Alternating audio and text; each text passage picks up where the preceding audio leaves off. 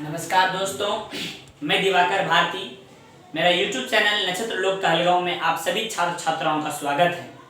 आज के इस वीडियो में हम बताएंगे बिहार बोर्ड के वर्ग 10th का संस्कृत और उस संस्कृत का नीति श्लोक पाठ आपके सामने में हम लाए हैं। नीति श्लोक के रचयिता हैं महात्मा विदुर जी। नीति श्लोक के रचयिता हैं महात्मा विदुर जी और महात्मा विदुर धृतराष्ट्र का मंत्री है। महात्मा विदुर धृतराष्ट्र का मंत्री है। जैसा कि आप लोग महाभारत में देखे होंगे, महाभारत एक अंधा राजा धृतराष्ट्र रहता है और उसका एक मंत्री है जिसका कि नाम है विदुर।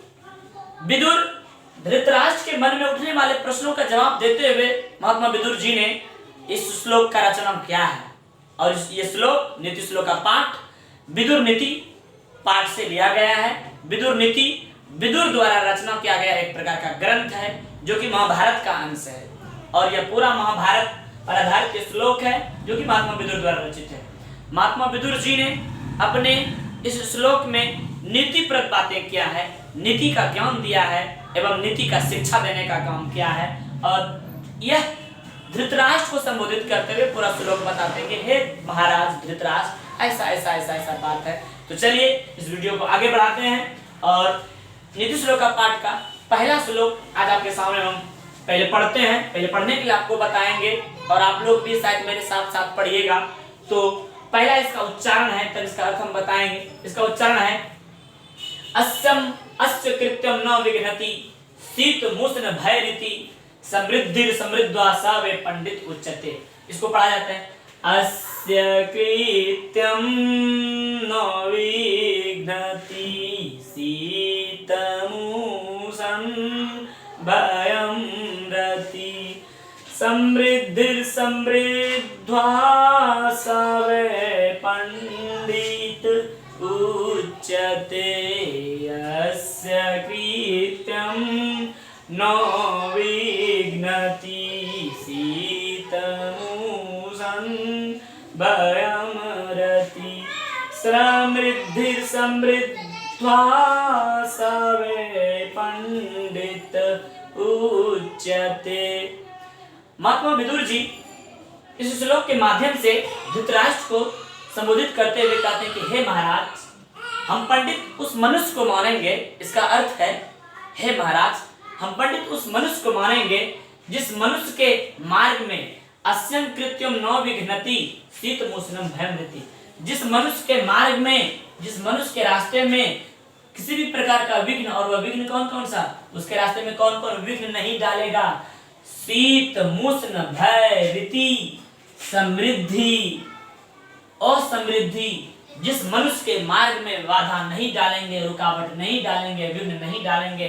सवे पंडित उच्यते। स माने वह, संस्कृत में सामने वह होता है, वही मनुष्य को हम क्या मानेंगे, सबसे ऊंचा पंडित मानेंगे। ऐसा महात्मा विदुर जी धृतराष्ट्र को कहते हैं। एक बार फिर से इसका अर्थ बता देते हैं अस्यं कृत्यम न विघ्नति शीतमुष्णं भयं रति समृद्धि समृद्ध्वा स वे पंडितम् उच्यते। इस श्लोक का अर्थ महात्मा विदुर जी बताते हैं जिस मनुष्य के मार्ग में शीत उष्ण भय रीति समृद्धि और समृद्धि बाधा नहीं डालते हैं, वैसे महान मनुष्यों को ही सबसे ऊंचा पंडित कहते हैं। इस वीडियो को आप धीरे धीरे चलाकर इसका अर्थ स्पष्ट कर सकते हैं, लिख सकते हैं, ठीक ठाक से समझ सकते हैं। तो चलिए दूसरे श्लोक में महात्मा विदुर जी क्या कहते हैं। दूसरा श्लोक महात्मा विदुर जी कहते हैं तत्वज्ञ सर्वभूतानां योग्य सर्वकर्मणां उपायज्ञो मनुष्याणां नरः पंडितः उच्यते। एक बार फिर से तत्वज्ञ, मेरे साथ बोलिएगा, तत्वज्ञ सर्वभूतानां योग्य सर्वकर्मणां उपायज्ञो मनुष्याणां नरः पंडितः उच्यते। यह श्लोक है। इस श्लोक को आप इस तरह से भी बोल सकते हैं तत्वज्ञ सर्वभूतानां योग्य सर्वकर्मणां उपायज्ञो मनुष्याणां नरः पंडितः उच्यते। इस श्लोक के माध्यम से महात्मा विदुर जी कहते हैं, पंडित का परिभाषा देते हुए कहते हैं महात्मा विदुर जी कि हे महाराज धृतराष्ट्र, पंडित किसे कहेंगे यह आप जानिए। तो पंडित कहेंगे तत्वज्ञ सर्वभूतानां, जो सभी चीजों को जानता हो, जो सभी चीजों को जानता हो, जो जीवन के सभी कलाओं को जानता हो, उस मनुष्य से किसी भी प्रकार का कला छिपा नहीं हो, सब प्रकार का कला जो जानता हो, वैसे महान लोगों को पंडित कहते हैं। तत्वज्ञ सर्वभूतानां योग्य सर्वकर्मणां, जो मनुष्य में सभी प्रकार का कर्म करने का क्षमता हो, सब गुणों से निपुण हो, भरा पूरा हो। उपायज्ञो मनुष्याणाम, जो मनुष्य के सभी उपायों को जानता हो, जो मनुष्य के सभी उपायों को जानता हो, तो उसी के विषय में कहता है नर पंडित उच्चते। वही नर को, वही मनुष्य को सबसे ऊंचा पंडित कहते हैं। ऐसा बात धृतराष्ट्र को महात्मा विदुर जी समझाते हुए कहते हैं। तीसरे श्लोक में महात्मा विदुर जी कहते हैं अनाहुत प्रविशति अपृष्टो बहुभाषते।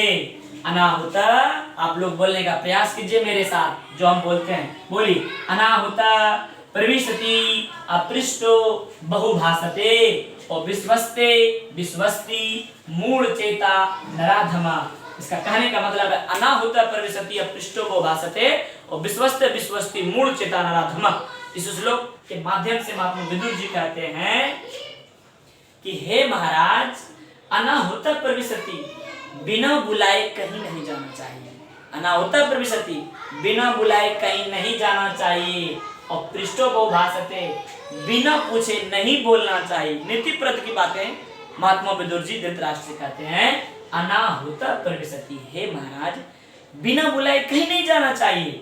और पृष्ठो बहुभाषते, बिना पूछे बहुत ज्यादा नहीं बोल, बहुभाषते, बहुत ज्यादा नहीं बोलना चाहिए। और विश्वस्ते विश्वस्ती, और जिस वस्तु पर और जिस मनुष्य पर हम विश्वास नहीं कर सकते हैं, विश्वस्ती, उस मनुष्य पर हम लोगों को, इंसान को विश्वास नहीं करना चाहिए। अगर हम लोग बिना पूछे कहीं अगर कहीं जाते हैं, जो मनुष्य बिना पूछे बहुत बोलता है, जो मनुष्य और विश्वसनीय पात्र पर और विश्वसनीय लोगों पर विश्वास कर लेता है, उसको महात्मा विदुर जी कहते हैं वो मूढ़ चेता नराधम है भाई, वो मूढ़ चेता है, अर्थात वो मूर्ख है, तो मूर्ख से कोई कम नहीं है। इसीलिए महात्मा विदुर जी ने यहाँ पर लोगों को शिक्षा देने का काम किया है। और महात्मा विदुर को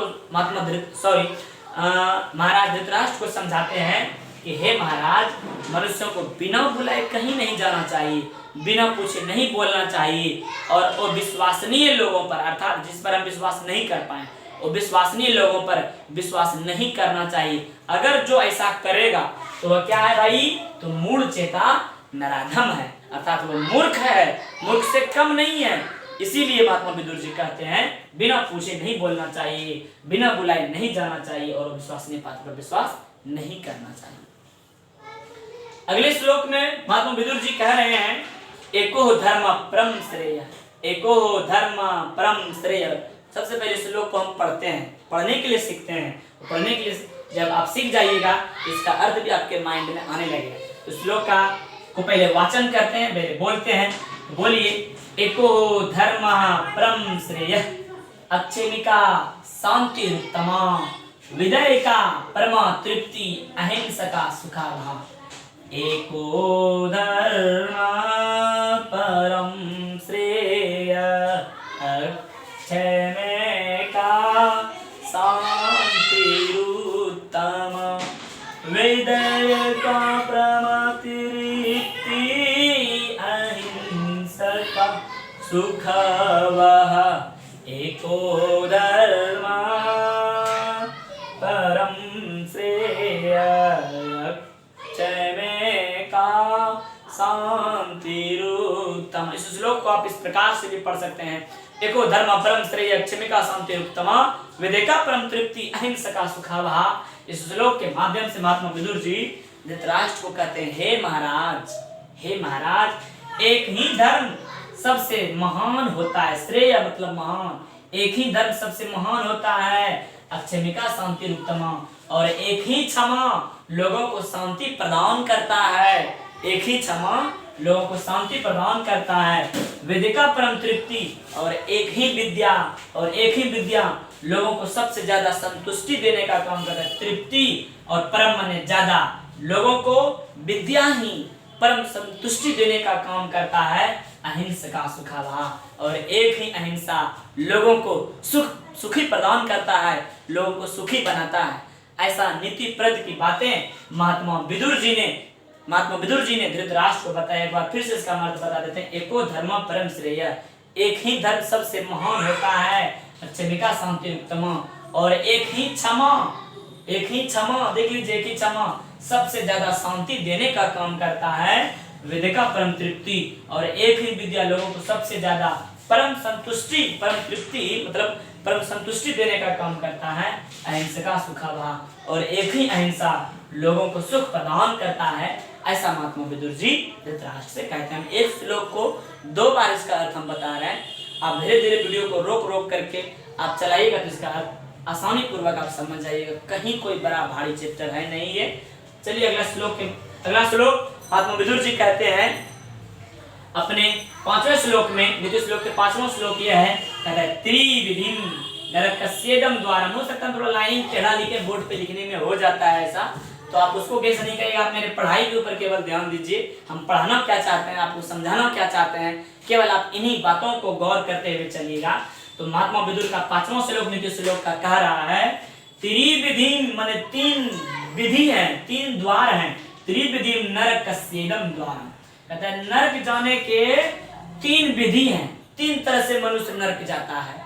और जो नरक जाता है कहता है नासन महात्मन, और जिसका कि आत्मा विनाश हो जाता है। नाश सन आत्मना, जिसका कि आत्मा विनाश हो जाता है, वही आदमी नरक जाता है। और आत्मा विनाश कैसे होता है, तो महात्मा विदुर जी ने बड़ा सुंदर तथ्य श्लोक में लिखा है। कहता है जिस मनुष्य को काम है, क्रोध है, और जिस मनुष्य को लोभ है, जिस मनुष्य को काम, क्रोध, लोभ, काम माने क्या, काम करना छोड़ दीजिए, मेहनत करना छोड़ दीजिए, काम नहीं।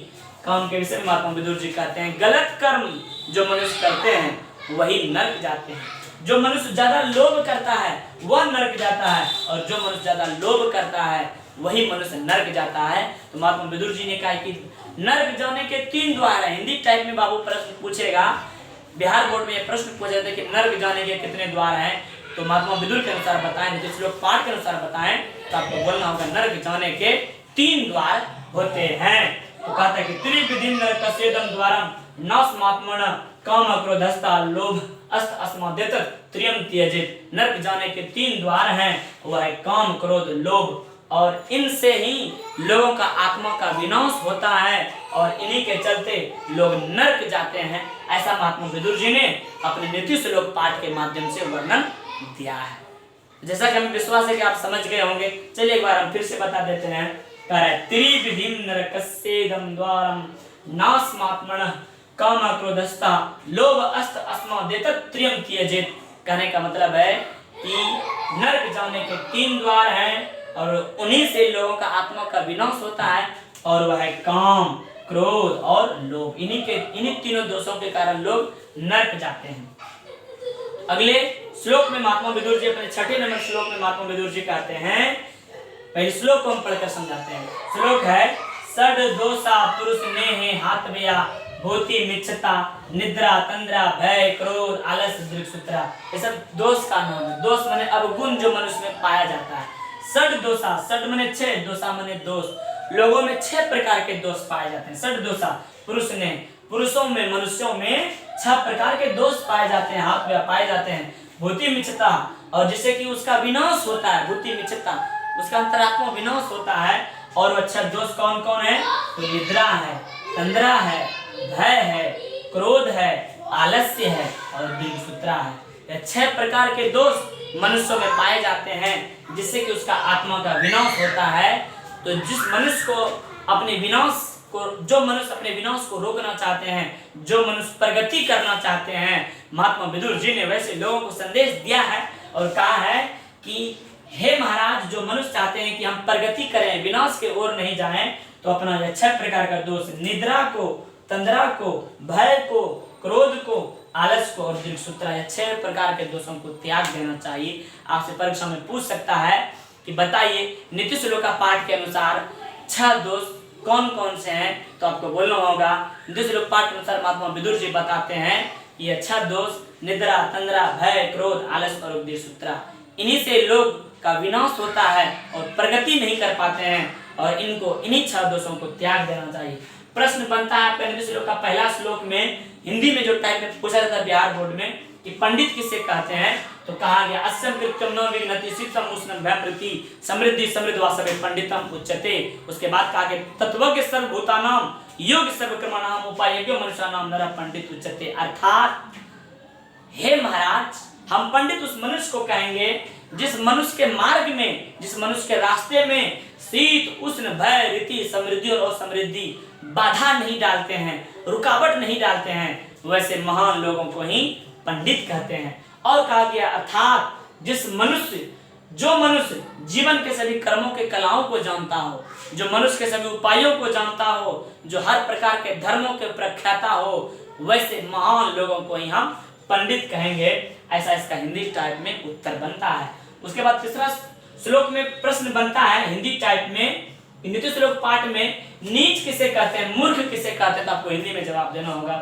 नीति श्लोक पाठ के माध्यम से महात्मा विदुर जी नीच उसको कहते हैं जो मनुष्य बिना पूछे बहुत बोलता है, बिना बुलाए कहीं चला जाता है और अविश्वसनीय पात्र पर विश्वास कर लेता है, वैसे मूर्ख लोगों को ही नीच कहते हैं, महामूर्ख कहते हैं।